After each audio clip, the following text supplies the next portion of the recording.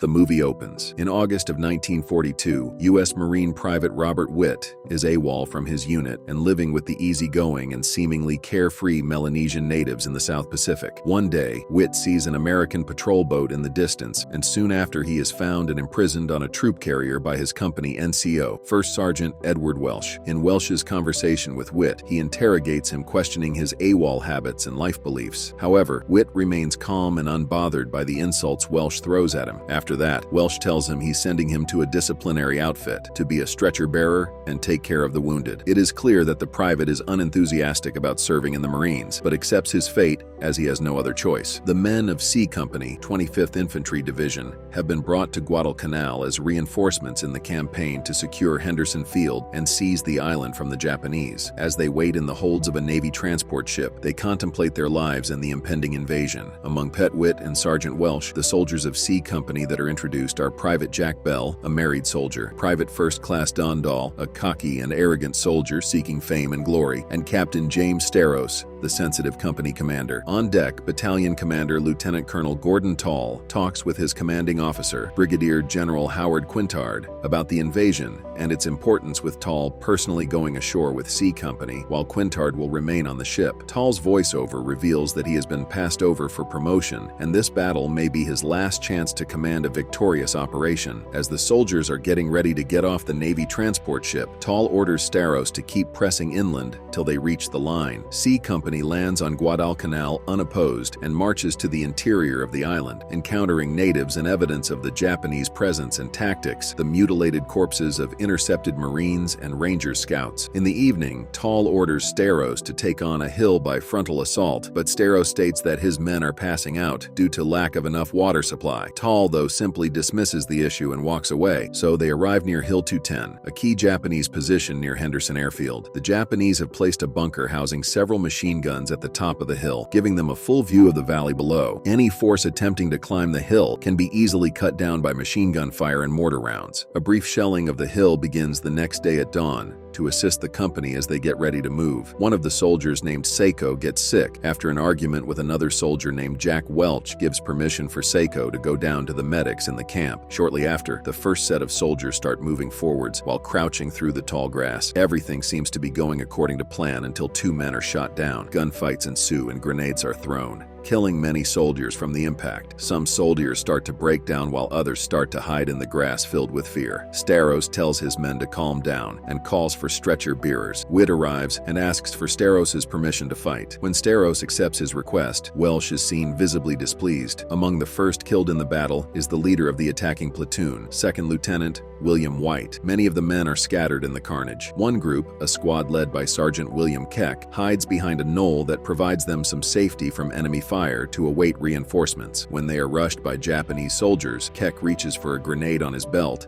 and accidentally pulls the pin, then throws himself back so that he will be the only one killed by the concussion. While Keck slowly dies, Witt thanks him for protecting them from the explosion. As more soldiers advance, shells drop, creating multiple explosions. Some soldiers are seen sitting on the ground looking hopeless, while others lie dead. A soldier runs to Staros's men yelling about how he lost 12 soldiers. Then, hysterical and angry, he walks away from the battle. At another point, Sergeant Welsh attempts to rescue Private Tella, a dying soldier shot in the gut, screaming in agony, only to provide him enough morphine to put him out of his misery. When Captain Staros tells Welsh that he will report on his heroism, Welsh harshly tells him not to and walks away, muttering that the war is about nothing more than property. During the battle, Lieutenant Colonel Tall orders Staros over a field telephone to take the bunker by frontal assault at whatever cost. Staros refuses by saying that the Japanese have too much artillery, unwilling to treat his men as cannon fodder. When the two reach a stalemate, a furious Tall decides to join Staros on the front line to see the situation for himself. By the time he arrives, the Japanese resistance seems to have lessened, and Tall's negative opinion of Staros seems to have been sealed. Tall orders Bell to take 6 volunteers to see what's happening over the ridge. When the group arrives at the ridge, Bell tells them he will go alone. Bell, one of the men who was in Keck's squad, covertly scouts the summit of the hill by himself and assesses the Japanese stronghold. After crawling through the grass, Bell sees a bunker at the top of the hill. He throws a grenade, causing the enemy to start firing from the bunkers. He counts them and returns to the C Company. Bell reports back that there are 5 machine guns in the bunker. Upon hearing this, Tall apologizes to the soldiers for the insufficient amount of water they have received. He then asks for volunteers to help take the bunker to take over the ridge. Bell, Witt, and 5 others led by Captain John Gaff accept the challenge on a flanking mission to take the bunker. Back at the camp, tension builds up as Tall questions Starrow's leadership choices. Tall reminds him that war will cost lives and asks if he is ready to sacrifice the lives of his company. However, in the fields, Welsh talks to Witt about the depressive truth of war, how it's useless and makes no difference whether who lives or dies. He tells Witt that this earth is all there is, and that there's no heaven or hell or any other supernatural world where everything is better. But despite Welsh's pessimism, Witt remains hopeful and undisturbed by the dark truth.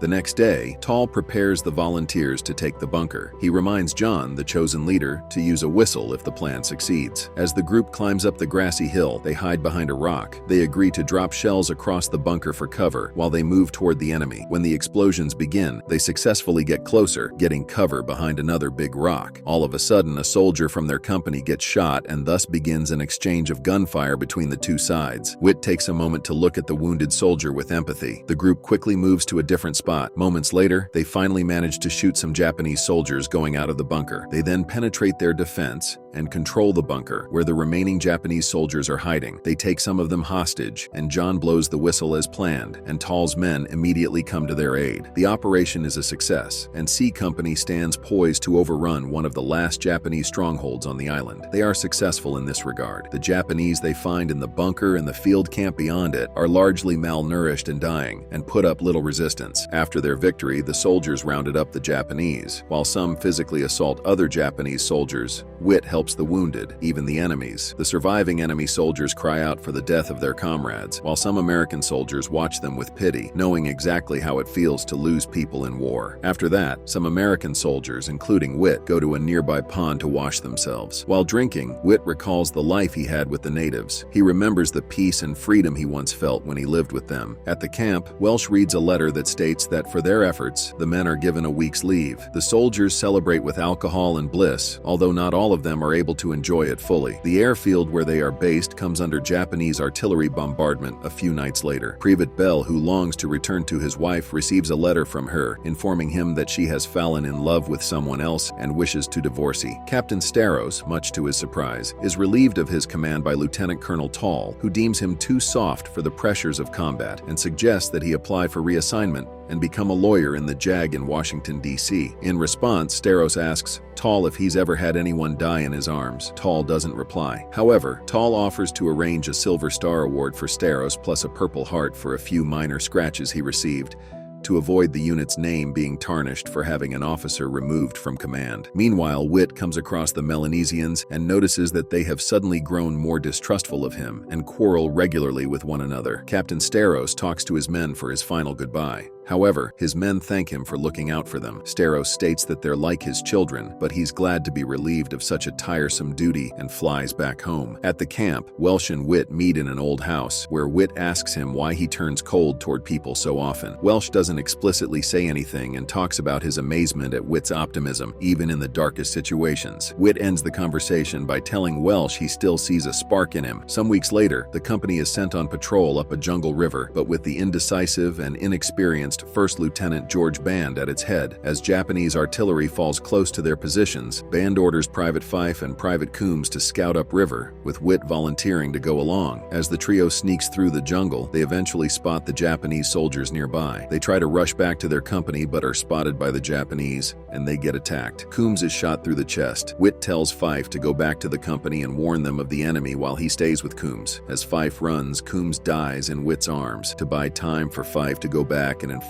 the rest of the unit and to escape downriver. Witt makes noise and tries to distract the Japanese. His plan works, and he draws the Japanese away to an open field but is eventually encircled by one of their squads, who demand that he surrender. In a moment of bliss and internal calm, he raises his rifle and is immediately gunned down. The company is able to retreat safely. Witt's dead body is later found and buried by Welsh and his squadmates. When all the other soldiers leave, Welsh crouches beside Witt's grave and asks him where his spark is. He cries for someone's death for the first time. Sometime later on Christmas Day 1942, C Company receives a new commanding officer, Captain Charles Bosch, who gives an impassive speech to the Marines about them being a family with him as the father figure. A little later in the final scene, having been relieved from active duty, Sergeant Welsh, Private Fife, Lieutenant Band, Private Bell, and the rest of the surviving members of C Company board a waiting LCT, which evacuates them from Guadalcanal. And with that, the movie ends. We hope you enjoyed our video. Watch the next recaps on the screen and don't forget to subscribe for more amazing recaps. See you in the next one.